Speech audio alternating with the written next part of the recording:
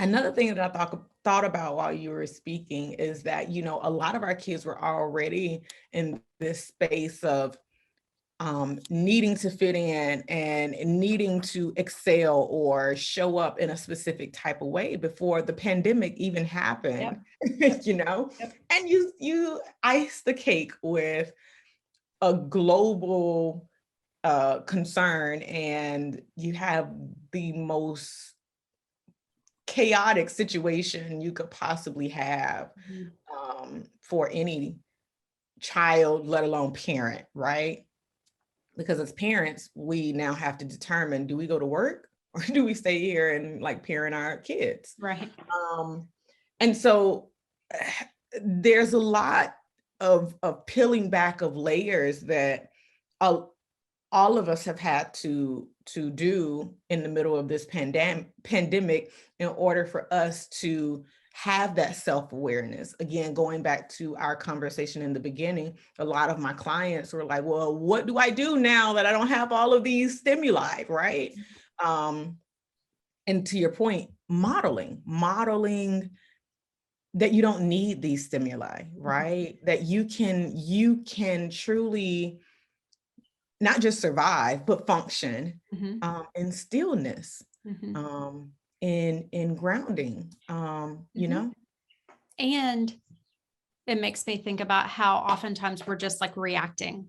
We're reacting to the things that are happening because it's normal. Like we have to react. That's like a life skill that we have that helps us sometimes. Yes. But that stillness gives us a chance to slow down and start to clarify, what are my values? Like, what are my long-term goals? What do I actually care about?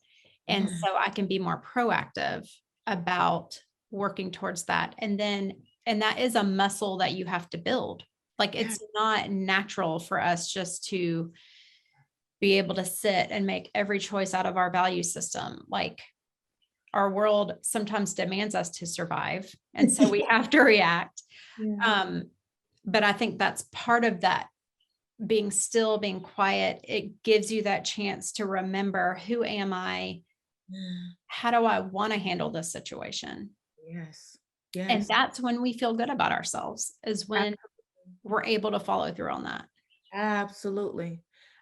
And on top of that, when you do take that step back to, you know, determine how you want to approach a thing, you are in control at that point versus the stimuli driving, you know, and you're able to make that distinction of whether this is even important, right? You know, a lot of times when we do take that step back, we recognize that this isn't even important. It's not worth my time or attention or energy, you know? And it gives you that release to go and do the things that are nurturing to your spirit, are beneficial to your, you know, anxious symptom. I mean, in reducing your anxious symptoms, you know? Yeah, we just have to be intentional about pausing, you know, to take that step back. Yep. Yeah. And that's boundaries.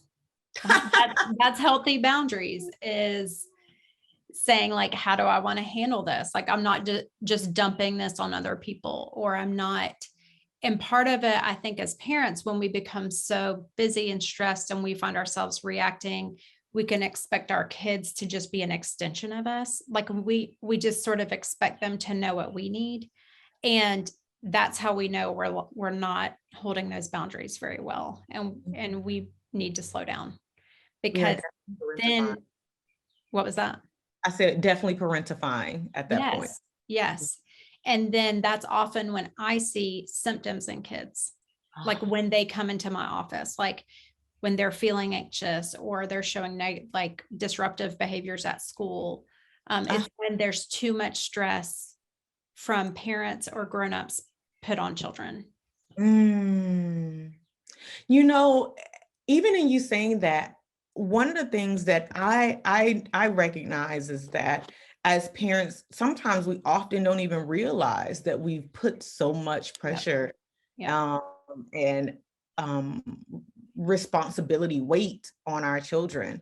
And oftentimes the reason why they wind up in your office is because we now don't know what to do with them. To Right. us, this is foreign. Like, why are they acting like this? It becomes evident to you. It's like, well, there's this, and this, and this,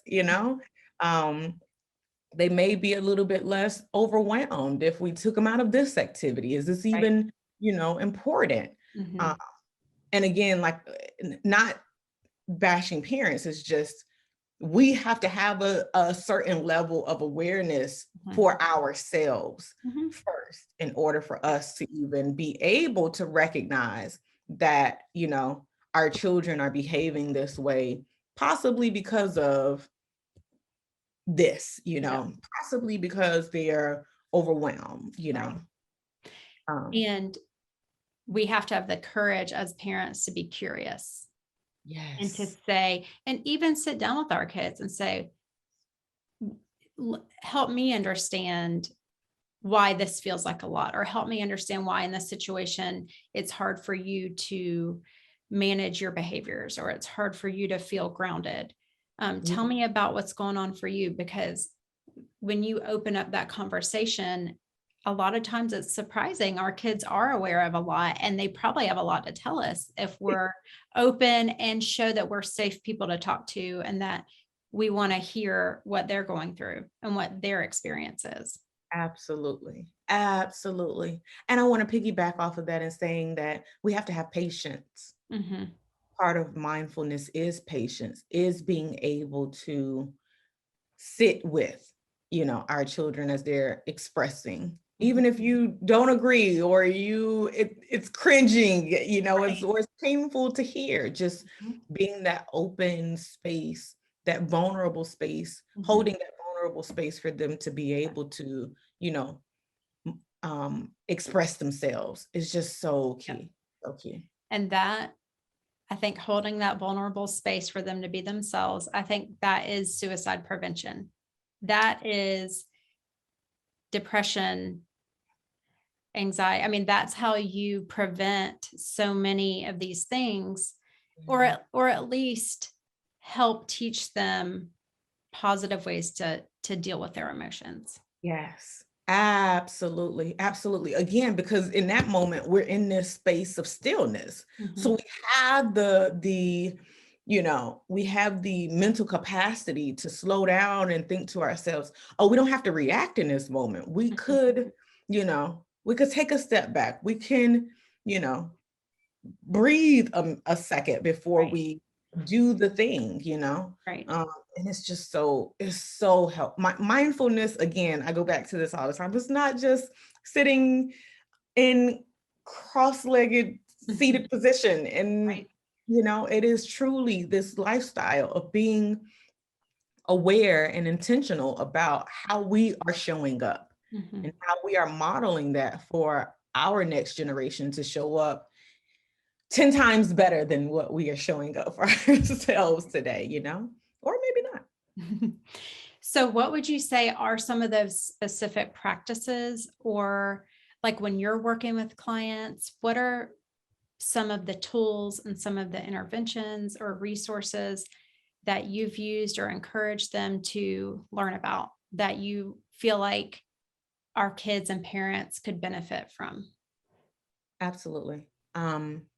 So there are a few things that I do in my approach with children that may be a little bit different than how I approach parents. With children, I'm much more carefree and intentional about teaching them other feelings outside of happy.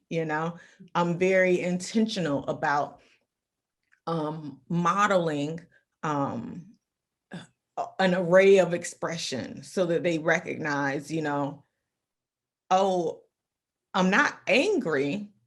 I'm just disappointed, which is a different emotion. And then there's this space of teaching children to be patient, because again, we're in this overstimulated society. And so a lot of times they have an expectation even when they get into therapy. And so what I'm teaching is there is no expectation, you Mhm. know, there is only for you to show up in this space. And Right. that is, it, and you're doing your best just by showing up. Mhm. Um, I'm also teaching them um, this aspect of intentionality.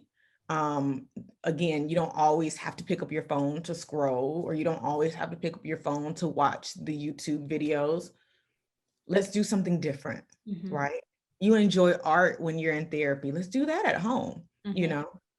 Let's be in nature. Let's go out and see some things that we've never seen before, you know. Let's have quiet time. My approach with parents are a little bit different because I'm teaching them how to be compassionate and aware, Mhm. and intentional in their approaches, modeling those behaviors. And reducing their level of expectation for what or up for how they want their children to show up, because a lot of times we have this don't embarrass me, or you better behave in public, and it's just like, but this is who I am, or Right. this is what I feel in this moment. I need to express it in this way. Mhm. um at least it's how our children feel. And so again, just having that ability to be patient, and going back to something that we said earlier, um, being able to sit with them and have those conversations about why, how you got to this point, what's going on, is so super key. Mhm. Um, some resources that I think about. Um, so there are a few resources. Going back to online, it's so funny because we've been Mhm. talking about not being online. Um, So there are a few apps. I love the Calm app. I love Headspace. There is a couple different apps for children. Piku, Piku, I think is one of them. Stop, Breathe, Think is another one of them for children. And I also encourage parents to read the blogs on mindful.org. They're so helpful. They're so super helpful and help in moving us towards a place of just being even the slightest bit more intentional with Yeah. our children, Right. So And I think that's the key. Like, perfection is never the goal. no. And that's why as parents, it can be tough to even know where to begin because we're getting so much information all the time. Yes. And so we feel that pressure to be perfect. We feel that pressure to do it right because there's so many resources and ways of doing it right Yes. that I think if we can accept, if we just grow in this area just a little bit, that's going to benefit our kids, that's going to benefit our families, and that allows us to keep growing. And to me, it seems like that's the point, is we want to just keep learning and growing and have that flexibility to be able to do that. That's it. That is that is mindfulness in a nutshell. Acceptance, being able to be yourself. That is it. That that is it. Being able to recognize that you have more control than you may think you have over the way that you react, your processing, um, the way that you show up in the world.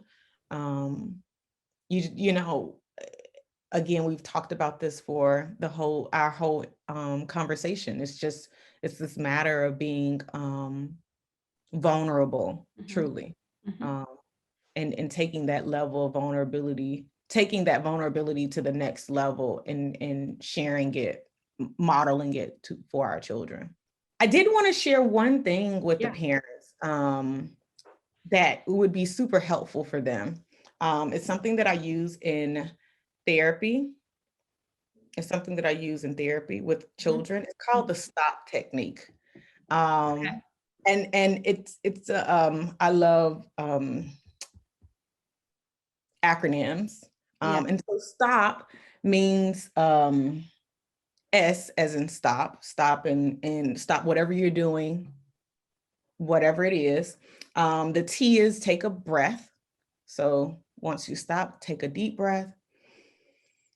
The O is for observing your thoughts and feelings. And P is for proceeding in a way that feels much more in alignment with an intentional approach or an intentional action. Right. And so I wanted to share that with parents. Maybe practice stop with your children, especially when you see them getting into something that you're like, I thought I told you not to do that. Let's stop. Let's take a moment to breathe and process what's happening in this moment. I think it's super helpful for parents as well. For sure. I'm going to use that. And it promotes agency for our kids. They feel like they can be their own person and they can have some responsibility and they can feel ownership over that, which is very cool. That's awesome. I love that. I love it as well because it's more about those aspects. It's more about you being aware of how not just what your feelings are, but how your actions are impacting you and other people around you. That's also a beautiful aspect of mindfulness. It doesn't just bring awareness to yourself, but it makes you more aware of how impactful you are. So yeah. Very cool. Well, thank you so much, Edna. It was fun chatting about mindfulness. Thank you for having me. I appreciate you.